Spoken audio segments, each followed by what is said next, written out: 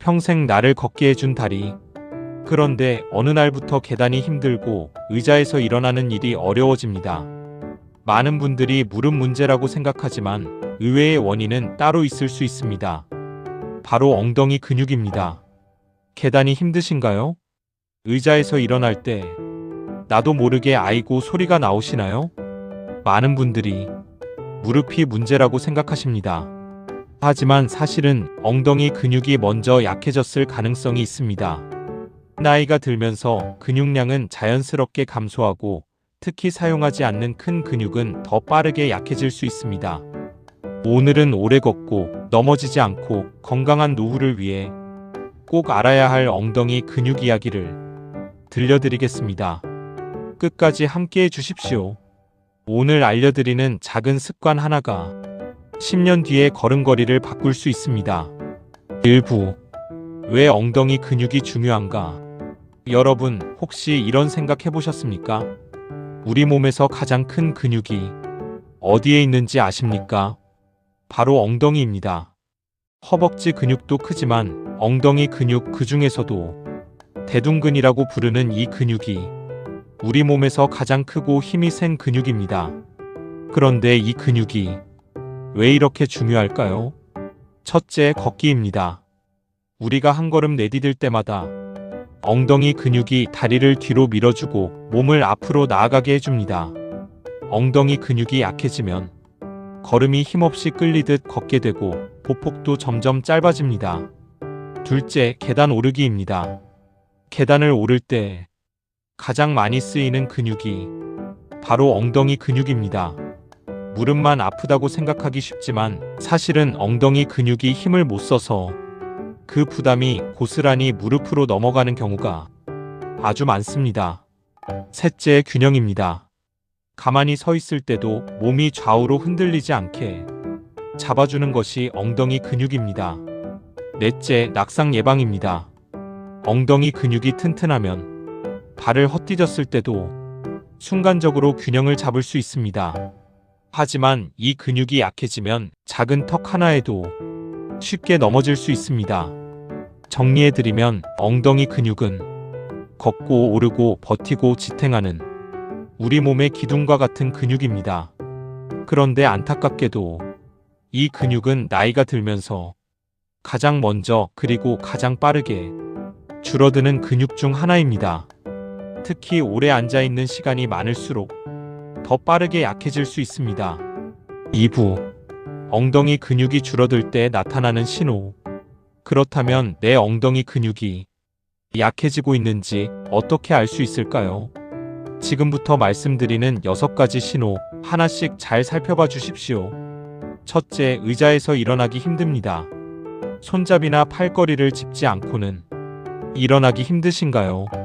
으라차하고 소리를 내야 겨우 일어나신다면 엉덩이 근육이 신호를 보내고 있는 것입니다. 둘째, 계단 오르기가 어렵습니다. 한 칸 한 칸 오를 때마다 숨이 차고 다리가 무겁게 느껴지신다면 단순히 체력 문제가 아닐 수 있습니다. 셋째, 보폭이 짧아집니다.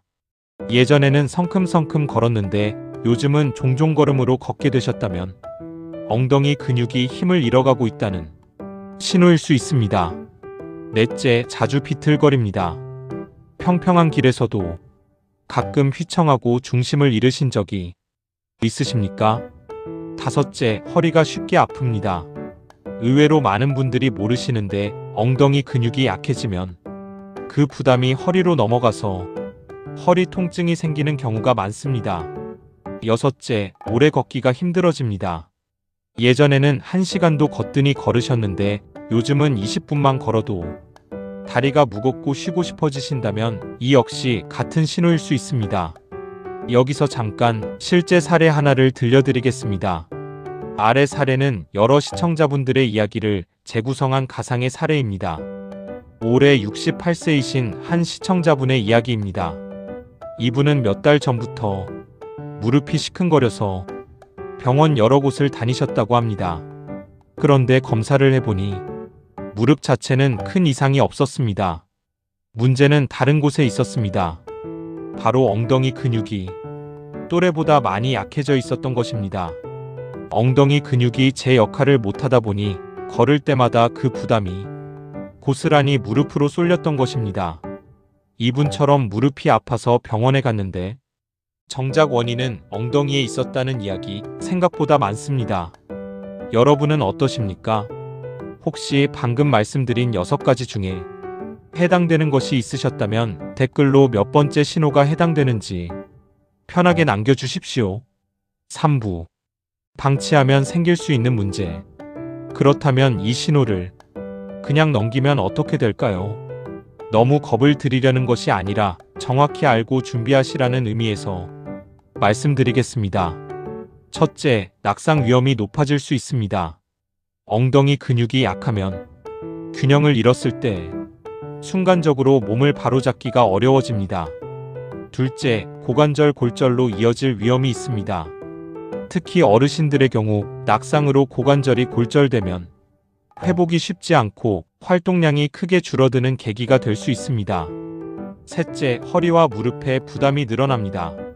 엉덩이 근육이 제 역할을 못하면 그 부담을 허리와 무릎이 대신 짊어지게 됩니다.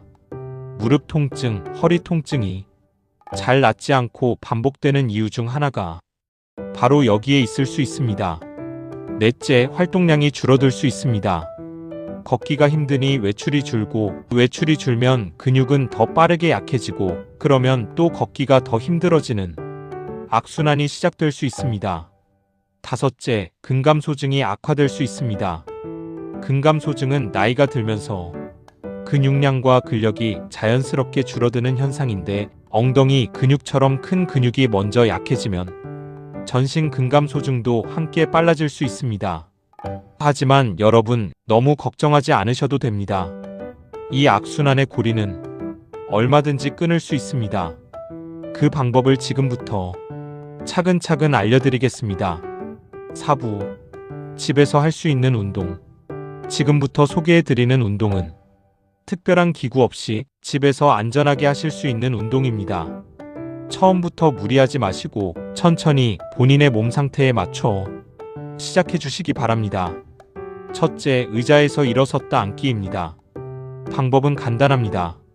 튼튼한 의자에 앉으신 상태에서 양손을 가슴 앞에 모으거나 팔짱을 끼신 채로 천천히 일어났다가 다시 천천히 앉아 주십시오. 이 동작을 8회에서 10회 정도 하루 2, 3세트 반복해 주시면 엉덩이 근육 강화에 도움이 될 수 있습니다. 처음에는 손잡이나 팔걸이를 짚고 시작하셔도 괜찮습니다. 익숙해지시면 손을 떼고 해보시기를 권해드립니다. 둘째, 엉덩이 조이기입니다. 이 운동은 서서도 누워서도 하실 수 있습니다. 서 계신 상태에서 엉덩이에 힘을 주어 5초간 조였다가 천천히 힘을 풀어주십시오. 10회씩 하루 2, 3번 반복해 주시면 됩니다. 특별한 도구가 필요 없어서 텔레비전을 보시면서도 편하게 하실 수 있습니다. 셋째, 다리 뒤로 뻗기입니다. 의자나 식탁을 손으로 짚고 서신 상태에서 한쪽 다리를 천천히 뒤로 들어 올렸다가 내려주십시오. 이때 상체가 앞으로 숙여지지 않도록 곧게 펴주시는 것이 중요합니다. 양쪽 다리 각각 10회씩 하루 2세트 정도가 적당합니다. 넷째, 계단 천천히 오르기입니다. 이미 계단을 이용하고 계시다면 난간을 잡고 천천히 한 칸씩 정확하게 밟으며 오르는 것만으로도 엉덩이 근육 사용에 도움이 될 수 있습니다. 다섯째, 하루 10, 15분 걷기입니다. 가장 기본이면서도 가장 중요한 운동입니다. 무리해서 오래 걸으실 필요는 없습니다. 하루 10분에서 15분 정도 평지를 편안한 속도로 걸으시는 것만으로도 다리와 엉덩이 근육을 꾸준히 사용하는 데 도움이 될 수 있습니다. 여기서 꼭 당부드리고 싶은 말씀이 있습니다. 운동 중에 무릎이나 허리에 날카로운 통증이 느껴지신다면 즉시 멈추셔야 합니다. 어지러움을 느끼실 때도 바로 앉아서 쉬어주십시오.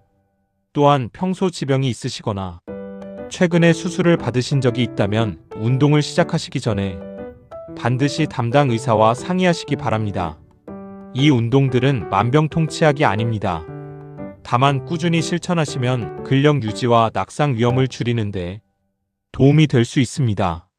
5부 생활 습관. 운동만큼 중요한 것이 바로 평소 생활 습관입니다.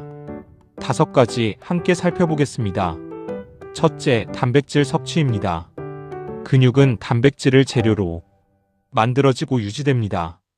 콩, 두부, 생선, 달걀, 살코기 등을 매 끼니 조금씩이라도 챙겨 드시는 것이 근육 유지에 도움이 될 수 있습니다.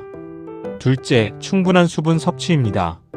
물을 충분히 드시지 않으면 근육의 기능이 떨어질 수 있습니다. 하루 6잔에서 8잔 정도 갈증을 느끼기 전에 자주 조금씩 나눠 드시는 것이 좋습니다. 셋째, 비타민 D입니다.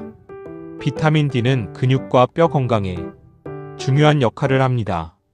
하루 15분에서 20분 정도 햇볕을 쬐며 산책하시는 것만으로도 비타민 D 합성에 도움이 될 수 있습니다. 넷째, 규칙적인 걷기입니다. 하루 한 번 정해진 시간에 걷는 습관을 만들어 두시면 꾸준히 실천하기가 훨씬 수월해집니다. 다섯째, 오래 앉아있지 않기입니다. 1시간 이상 계속 앉아 계셨다면 잠깐이라도 일어나셔서 몸을 움직여 주시는 것이 좋습니다. 텔레비전 광고 시간에 일어나서 집 안을 한 바퀴 도시는 것만으로도 충분합니다. 여러분, 혹시 오늘 이 5가지 중에 가장 먼저 실천해보고 싶으신 것이 있으십니까? 댓글로 남겨주시면 서로에게 좋은 자극이 될 것 같습니다. 오늘부터 실천할 습관 하나만 적어주세요. 6부 마무리. 오늘은 무릎보다 먼저 살펴보셔야 할 엉덩이 근육 이야기를 나눠보았습니다. 우리는 흔히 무릎이 아프면 무릎만 생각하고 허리가 아프면 허리만 생각합니다. 하지만 오늘 말씀드린 것처럼 그 뿌리에는 엉덩이 근육이 있을 수 있습니다. 무릎만 걱정하지 마십시오. 우리 몸을 평생 지탱해 주는 것은 바로 엉덩이 근육입니다. 오늘부터 시작하는 작은 운동 하나, 작은 습관 하나가 10년 뒤의 걸음걸이를 바꿀 수 있습니다. 지금 이 자리에서 의자를 짚고 한번 일어나 보시는 것, 그것이 오늘의 첫걸음이 될 수 있습니다. 오늘 영상이 도움이 되셨다면 구독과 좋아요로 응원해 주시면 큰 힘이 됩니다.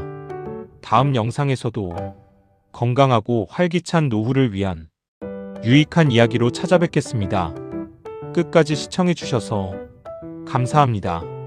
이 영상은 일반적인 건강 정보 제공을 목적으로 하며 개인의 건강 상태에 따라 효과가 다를 수 있습니다. 특정 질환이 있으시거나 운동 시작이 걱정되시는 분은 반드시 전문의와 상담하신 후 진행해 주시기 바랍니다.